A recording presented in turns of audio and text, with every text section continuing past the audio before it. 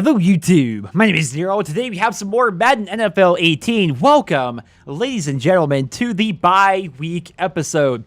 I needed this bye week, man. We have been playing pretty poorly over the past couple of weeks, and now we have time to collect our thoughts, do some training, practice a little bit, which we're not going to be actually doing practice here in the video, but really just trying to get better at getting the ball downfield. And of course, we're going to check out stats, and we are going to be re-signing a couple of players. We're going to be doing some scouting, lots to do here in this episode, but we're not actually going to be playing a game. So if that's like something you're interested in, like actually playing a game of football, we're not going to be doing that. We're going to be doing like the behind the scenes, like franchise things here in this particular episode. So first things first, let's go ahead and check out the statistics. Oh man.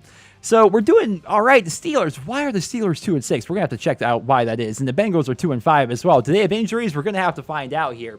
But we are tied now with the Ravens for first place in the AFC North. If I want to make the playoffs, we gotta win our division, man. It just has to happen. Let's check out some statistics here. Wow. So I actually knew this was gonna be like this, but I didn't think it was going to be that high. All right, so we are actually like one of the top guys in the NFL for passing touchdowns with DeShone Kizer, and the reason why that is, we have one rushing touchdown the entire season. Our run offense has been relatively good throughout the entire year, but a big issue is once we get in the red zone, they really focus on like stuffing the run. And as such, man, we have really, we can't do anything. We have no wiggle room. We get stuffed over and over and over. We always have to throw when we get into the red zone, which is frustrating. But DeShone Kizer completes 64% of his passes, 1,852 yards, 18 touchdowns to 7 interceptions. 4 of those interceptions, 4 of his 7 were returned for a touchdown, and also made us lose. Actually, no, I'm sorry, 3. No, kind of in total. All right, so one game, there were 2 pick sixes that were returned for touchdowns, which is the reason why we lost. Another game, 1 pick six, which made us lost, and another pick six, which made us lost. So all 3 of our losses came from 4 interceptions that were returned for touchdowns. Our longest pass, 88 yards. We've been sacked 27 times. That's rough. That definitely hurts a little bit. Running the ball, though, Isaiah Crowell has been doing pretty well, I've got to say. He's not breaking a ton of tackles, but he's getting some decent yards after contact, which means he's not necessarily breaking away, but he's getting hit, and he's, like, barreling forward, right? He's not just immediately falling down. He's dragging people up. Like, a good percentage of his yards are actually yards after contact, which is great. Longest run is only 27. What are you going to do? It's hard to bust off those big runs, and Isaiah Crowell is not exactly a speedster by any stretch of the imagination. Receiving here, as you guys can tell, I am the kind of coach, kind of player, kind of Madden guy who spreads the ball around quite a bit. Of course, Duke Johnson gets the ball a lot. I do try to throw screens to him a lot because it's hit or miss, right? Duke either takes it for like, 20, 30 yards, or he gets hit in the backfield. It's kind of like in between. And so I gave him the ball a lot. So he's actually, believe it or not, leading the team in receptions by quite a bit.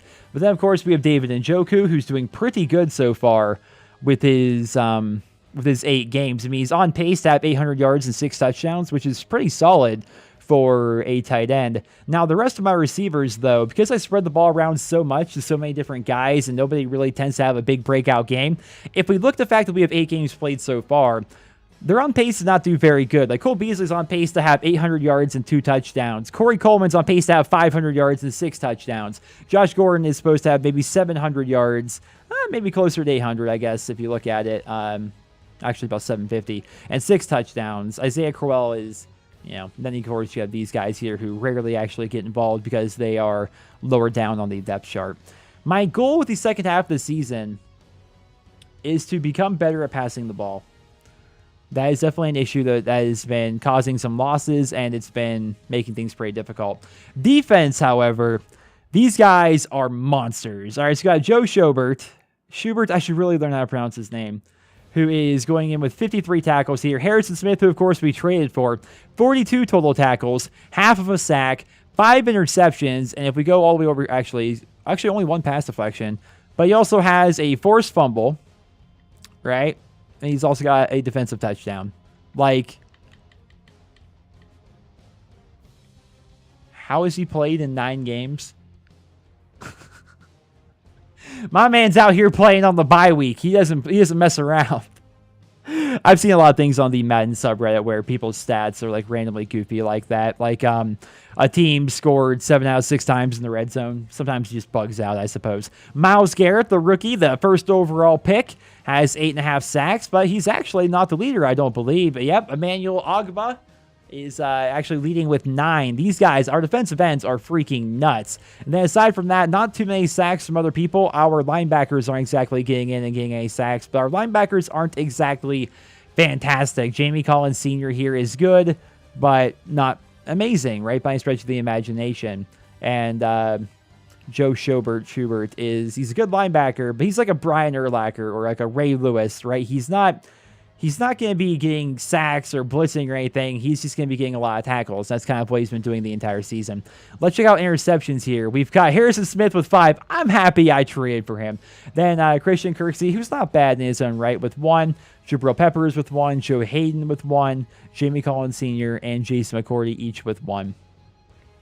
Kicking, Zane Gonzalez. I am 6 of 10 with him, including 0 for 3 in the last game. So prior to that, I was 6 of 7 field goals with him, which is actually pretty good, all things considered. But he has missed 3 extra point kicks. But that just seems to randomly happen quite a bit for one reason or another. Maybe I should look into getting a new kicker. And maybe we'll do that this episode. I'm not sure. To make it easier, I just need a kicker with high accuracy. Maybe he has the best accuracy of all the free agents available. I'm not entirely sure. And Jacob Schum, I have 32 punts with him. 13 of them are inside the 20, so that's not too bad. Averaging 47. Pretty good, all things considered, honestly. Kick returns, obviously we can't control this. There are very few kick returns because of the new rules, and as a result, it's not really that big of a deal. So those are pretty much all the stats. Let's go ahead and check out the NFL. Like, who are I'm stumbling over my words here. Who are the leaders? What's going on? So Tom Brady is leading the entire league in passing yards, followed up by Drew Brees, Phillip Rivers, Jameis Winston, Aaron Rodgers, Eli Manning, Dak Prescott. You have to go down quite far, actually, to get to DeShone Kizer. But in terms of actual touchdowns, DeShone Kizer's number 2, only to Drew Brees, because we have no running offense in the red zone whatsoever, so we kind of have to pass the ball a little bit. Who's throwing the most picks? Cam Newton. I think Ben Roethlisberger's hurt. Is Big Ben hurt? Is that why the Steelers are doing so poorly right now? I'm not entirely sure. Let's check out running backs here. LaShawn McCoy leading the league, followed by J.I. Marshawn Lynch, there we go. Marshawn coming back. Le'Veon Bell's doing all right. Carlos Hyde, Todd Gurley, DeMarco Murray, Melvin Gordon, Dion Lewis, my man. I liked him when he played for the Browns. I really did. Tevin Coleman, who, of course, was traded to the Colts in my season here, not in real life. Isaiah Crowell is down there. See, Isaiah, look at the number of carries, like, compared to, like, his peers at this point. Isaiah is not getting enough carries. Definitely have to work on that. Brandon Cooks, of all people, is leading the league in receptions, which makes sense, I suppose. Tom Brady's leading the league in passing yards, and this is Tom Brady's number 1 receiver. Wow. So Brandon Cooks, the top 2 receivers in terms of receptions are both on the Patriots. All right, where's Julian Edelman? Is he hurt? I mean, I know he's hurt in real life. Benjamin Watson, I forget he's still playing, man. Of course, he played for the Browns back in the day. Old Jack Doyle. Who's leading the league in actual proper yards, though? Brandon Cooks. Catches and yards. Then you got Odell Beckham Jr. Sammy Watkins. Wow. Brandon LaFell. Brandon Cooks. Larry Fitzgerald. Sammy Watkins. All right, let's check defense here. I don't want to spend too much time here on stats, but, like, who's leading the league in sacks? Ah, man. There's a lot of people actually ahead, I suppose, then. We got Myles Garrett right there, and then... Wait. Where's Emmanuel? Emmanuel's got 9 sacks, but they're not showing him here on the thing here. They're only showing Myles Garrett. What the heck? All right, so Emmanuel is technically tied for 3rd in the league in sacks, and then Myles Garrett is tied for 4th in the sacks. So that's actually pretty incredible. Who's leading the league in interceptions? All right, Harrison Smith is tied for the league lead in INTs. I'll take that. That's actually pretty awesome. Defensive touchdowns is probably, a lot of people with 1. Then kicking and stuff like that. All right, so let's check out, let's go individually here to the Pittsburgh Steelers and check out the passing here. Ben is, yeah, Ben's definitely hurt because why else would Joshua Dobbs and Landry Jones have so many things? It doesn't show Ben is hurt right now. Maybe he's back now. Maybe he was hurt at the very beginning of the season. I don't know. That kind of explains why the Pittsburgh Steelers are having such a bad go of things in terms of a record. Let's check out the awards here, I suppose. We'll see if we got any, like, Player of the Week or anything like that. No right there. No right there. No right there. Hey, Deshaun Kaiser, when he threw 4 touchdown passes. Who are we facing in week 4? I don't remember, but he actually got player of the week, which is actually pretty awesome for AFC anyway. Week 6 there, Deshaun Kaiser, 3 touchdown passes, ended up getting offensive player of the week. And then Harrison Smith did his 2 interceptions and a return for a touchdown, got him defensive player of the week. That was pretty cool. And then, of course, we got nothing right there because why would we? We did so poor last week, man. It was so bad. Now, a couple of things I want to do here. I want to show you guys the stats because, of course, that's always a fun thing to go ahead and do. But now we've got some players ready to negotiate their contracts. Unless I give them a lot of money up front, I don't think they're going to accept this week. We may have to wait until next week to see if they're actually going to accept. The thing is, a lot of the people who are ready to negotiate right now are not people that I am particularly a giant fan of, if I'm being entirely honest. I like Tank Carter as a special teams player in real life, but he's out for the entire year. I can't even negotiate with him right now. The rest of these guys are backups. Niles Paul's okay. Niles Paul has 88 speed? Since when? But, I think the only person I really, really want to get here is Josh Gordon. But I don't want to overpay for him too much. Let's make his contract an even $14 million over 3 years. I think he's worth that. He's a slot receiver. He's my 3rd string receiver. He's got high potential. I'm excited to sign. There we go. He signed it right away. Jamie Medder. I mean, he's very strong and he's young. You know what? Why not? Why not? Let's resign him. I like our defense a lot. I find if you just up the sign bonus a little bit, they tend to accept. I'm happy to sign. There we go. He's back already. Niles Paul, he's gonna be 29 next year. But when it comes to having a backup, tight end, I like him a lot. Actually, let's bump this up. Nope. Okay, not that much. I just wanted to make it like a round number. Make it a 3-year, $12 million contract. And there we go. Niles is excited to re-sign. These guys, I'm not so sure. The only person here I really want to get back would be Danny because he's been doing a pretty good job as our fullback. Then again, and he's young too, which means he can only get better. He's a 6'9" overall, which may not seem like it's very good, obviously. But being 23 years old and being on a good team means his overall could potentially go up pretty high. I don't know. Let's re-sign him, I think. I'm going to offer him a small contract. He's a fullback. He's not going to be making a ton. This offer is perfect. Can't wait till next year. If we find ourselves a better fullback, we'll get him. It's that simple. The rest of those guys, I'm not super eager to sign. Now, we're going to look at the scouting report here. There are lots of people that I can potentially go with. Now, to my understanding, it's good to actually scout these guys because you can potentially find like a diamond in the rough pretty much. Like somebody who is really like projected to be like a 4th rounder, but it's actually like 1st round potential. Right, it's Russell Foxworth. I was trying to scout him last week, but I was unable to. Late first rounder, they think for him, huh? I'm hoping to find a diamond in the rough. So these are the people that I've scouted so far. There's a lot of 1st rounders here because I'm not sure who I want to take in the 1st round. Mostly defensive people like linebackers and tackles because I'm worried about Joe Thomas retiring. So I'm kind of like trying to find a replacement for him, but I haven't found anybody that really seems incredible. Rashawn Thorpe here seems to be he has a star next to his name. I don't know what that means exactly, but he seems to have pretty good stats and everything. So it would be good if I could get him, but who knows if he's going to be there. So of course I scouted some other tackles for the 1st round as well. Oh no, the star there means I favorited them. Okay, I think it's because I favorited that player. I want to make sure I want to add them to the draft board. How about that? So let's put, for example, put Stanley here on the draft board. Yeah, okay.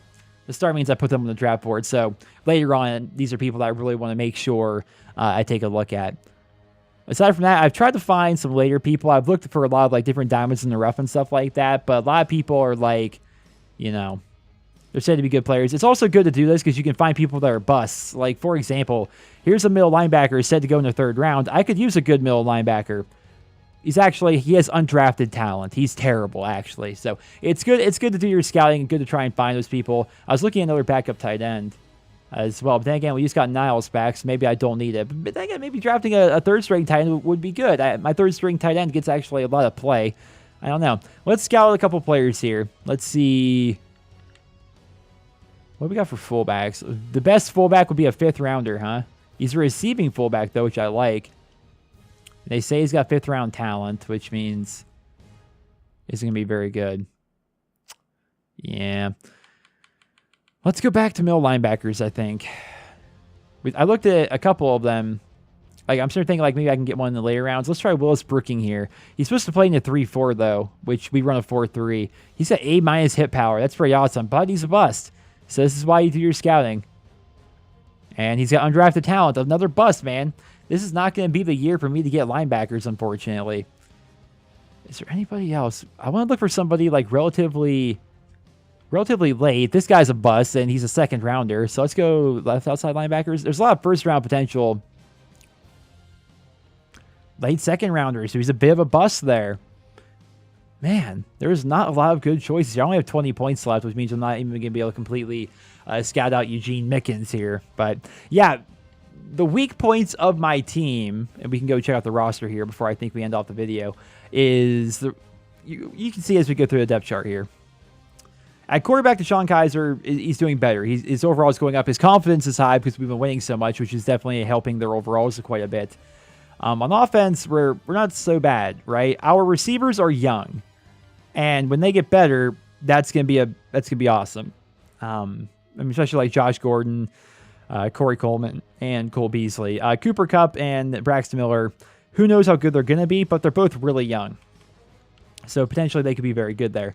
At tight end, I like tight end a lot. Niles is not bad. I would like to have like an 80 overall backup tight end. That would be fantastic. That's like best case scenario. When it comes to offensive line, we're fantastic. Our offensive line is really, really good.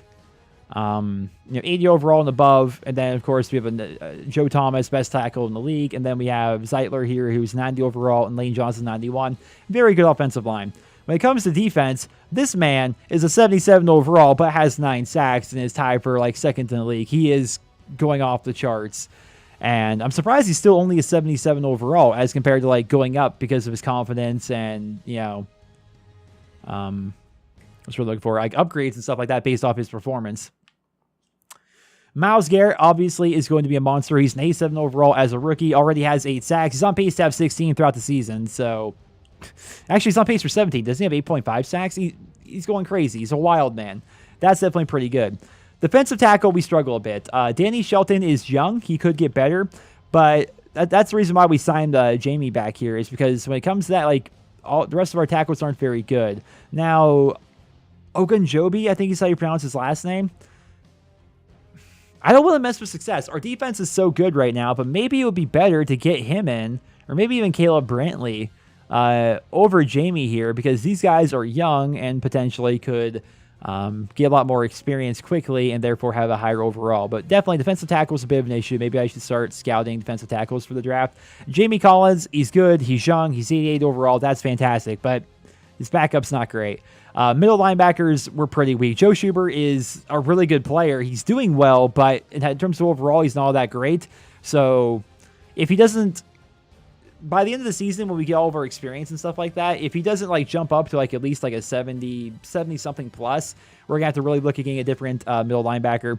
And then Christian Kirksey's good, but hopefully we can get him a higher overall, and then hopefully find him like a better backup.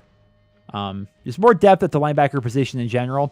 I like my corners a lot. None of them are exceptional in terms of overall, but they are all just pretty good. They do what they're supposed to do, and that is just, they're so good, guys. They're so good. Like, other teams never seem to be able to pass on us, and it's due in part to the fact that we've got Joe Hayden and Jamar Taylor there, along with Jason McCourty, and then, of course, Buster and D. Milner backing up there. But then we have Harrison Smith, 96 overall, so freaking good. And then the rookie, Jabril Peppers, he's only a 78 overall, but he's a rookie, and he's not doing bad. He's not doing fantastic. I'll admit that. He's not doing fantastic this season. But just overall, our defense, it's just, they all work together perfectly somehow. And I'm pretty happy about that. Now, I said we were going to potentially look at the kicker, so let's mosey on over here to the free agents and take a peek at what's available here. So Robert Turbin's available. Lando Franklin. Let's look at what we got here in terms of kickers. Dan Carpenter. I'm not even going to try and pronounce his last name. Travis Coons. Blair Walsh. He got cut. He plays for the Seahawks, right? In real life? Maybe they cut. I don't know what happened there. Let's go ahead and kick power is fine. 86. So this guy's actually on the practice squad. Patrick Murray. I don't even know who this Patrick Murray is. He's from Fordham, which I think... Is that where Vince Lombardi went to? Either way. 92 kick power, 85 accuracy. That seems pretty good. Let's compare that to my kicker. I honestly don't know what Gonzalez's stats are. Maybe Gonzalez has better stats, and I'm just missing field goals because I suck. I don't know. Oh, kick power. So he's got 96 and 80.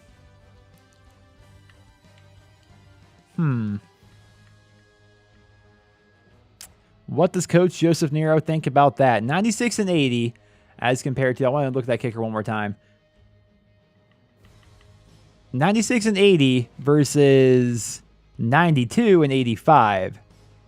Or 88 and 86. I mean, one more accuracy to lose that much kick power doesn't seem like a good trade-off to me. By the way, this guy's on a practice squad, which means apparently we can sign him. It's odd. I don't know how that works with practice squads, honestly. But I think we pick up Patrick Murray.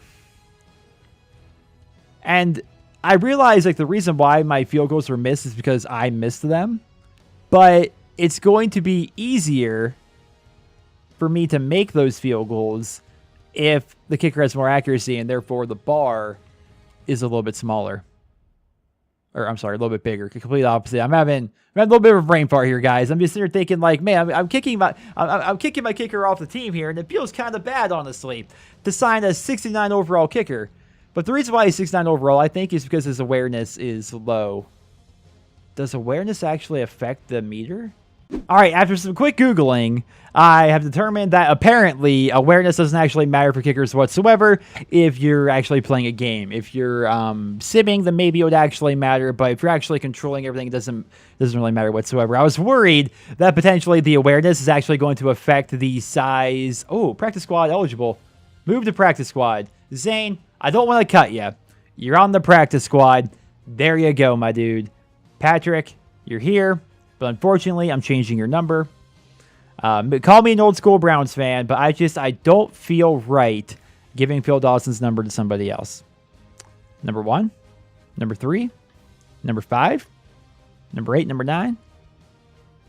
I like number 9. I like number 9 for him. Well, ladies and gentlemen, that is going to conclude the bye-week special for my Madden NFL 18 Rebuilding the Browns playthrough. I hope you guys all enjoyed it. Let me know your thoughts down there in the comment section below, and I hope you guys all have a wonderful day.